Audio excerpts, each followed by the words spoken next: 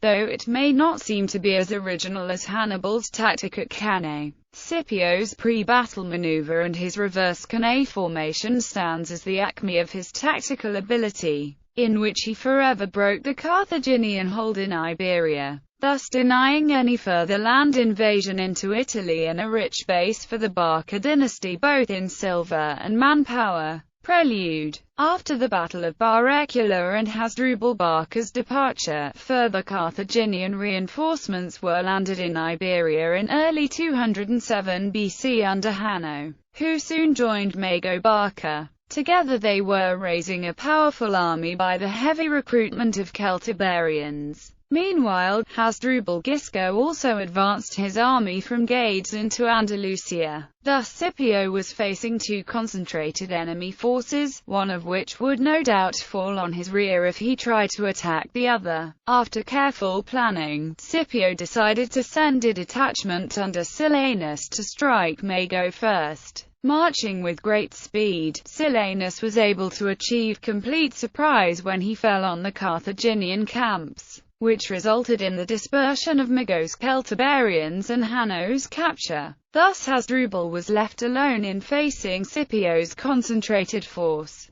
But the Carthaginian general was able to avoid battle by splitting his troops among fortified cities. The Iberian campaign of 207 BC ended without any further major action. Pre-battle maneuver. The next spring, the Carthaginians launched their last great effort to recover their Iberian holdings. Mago was joined at Ilipa by Hasdrubal Gisco, creating a force estimated at 54,000 to 70,000, considerably larger than Scipio's army of 43,000 men, which was composed of a large number of Iberian allies who were not as seasoned as Roman legionaries. Livy's figures, however, give the Carthaginian army 50,000 infantry and 4,500 cavalry, whilst he puts Scipio's force at 55,000 men. So it was also possible Scipio outnumbered the Carthaginians by a slight margin. Upon the arrival of the Romans, Mago unleashed a daring attack on the Roman camp with most of his cavalry, under his new Median ally Massinissa.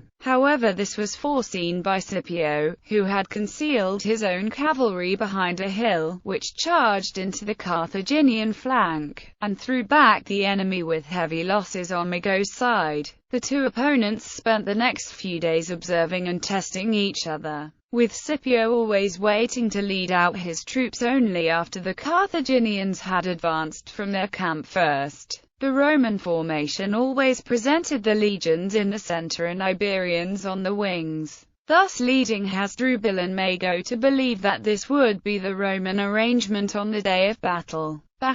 Believing his deception had taken a firm hold on the Carthaginian commanders, Scipio made his move. First he ordered the army to be fed and armed before daylight. He then promptly sent his cavalry and light troops against the Carthaginian outposts at daybreak, while advancing with his main force behind, all the way to the front of the Carthaginian position. This day his legions stood at the wings and the Iberians in the center. Surprised by the Romans' sudden attacks, the Carthaginians rushed to arm themselves and sallied forth without breakfast. Still believing that Scipio would arrange his force in the earlier fashion, Hasdrubal deployed his elite Africans in the center and the Iberian mercenaries on his wings. He was not able to change formation after discovering the new Roman arrangement because the opposing army was too close, as Scipio had ordered his troops to form for battle closer to the Carthaginian camp.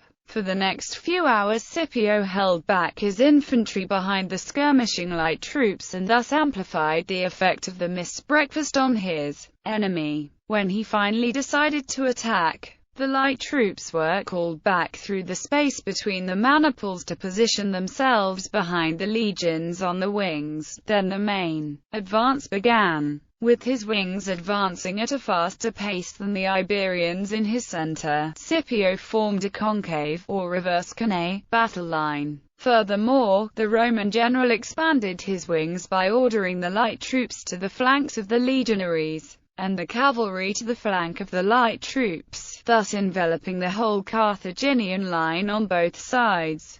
Still refusing his center, Scipio's legions, light troops, and cavalry attacked the half-trained Iberians on the Carthaginian wings from front, flank, and rear respectively. The Carthaginian center was helpless to reinforce its wings with the threat of the Iberian force that was looming large in the near distance but not yet attacking. With the inevitable destruction of its wings, the Carthaginian center was further demoralized and confused by the trampling by their own maddened elephants, which were being driven towards the center by the Roman cavalry attacking the flanks. Combined with hunger and fatigue, the Carthaginians started to withdraw, at first in good order. But as Scipio now pressed his advantage by ordering his Iberian center into battle, the Carthaginians crumbled, and a massacre that might have rivaled the one in Cannae was only averted by a sudden downpour, which brought a halt to all actions on the field, and enabled the remaining Carthaginians to seek refuge in their camp. After battle maneuvers, although temporarily safe in their camp, the Carthaginians were not able to rest. Facing the inevitable Roman attack the next morning, they were obliged to strengthen the defenses. But, as more and more Iberian mercenaries deserted the Carthaginians as night drew forward, Hasdrubal tried to slip away with his remaining men in darkness. Scipio immediately ordered a pursuit, led by the cavalry. The whole Roman army was hot on Hasdrubal's tail. When the Romans finally caught up with the Carthaginian host, the butchery began. Hasdrubal was left with only 6,000 men, who then fled onto a mountain top without any water supply. This remnant of the Carthaginian army surrendered a short time later, but not before Hasdrubal and Mago had made good their escape. Aftermath. After the battle, Hasdrubal Gisco departed for Africa to visit the powerful Numidian king Syphax, in whose court he was met by Scipio, who was also courting the favor of the Numidians. Mago Barca fled to the Balearics, from whence he would sail to Liguria and attempt an invasion of northern Italy. After his final subjugation of Carthaginian Iberia and revenge upon the Iberian chieftains, whose betrayal had led to the death of his father and uncle, Scipio returned to Rome. He was elected consul in 205 BC with a unanimous nomination, and with the Scipiones and their allies now in power, he would have the control of Sicily as proconsul, from where his invasion of the Carthaginian homeland would be realized.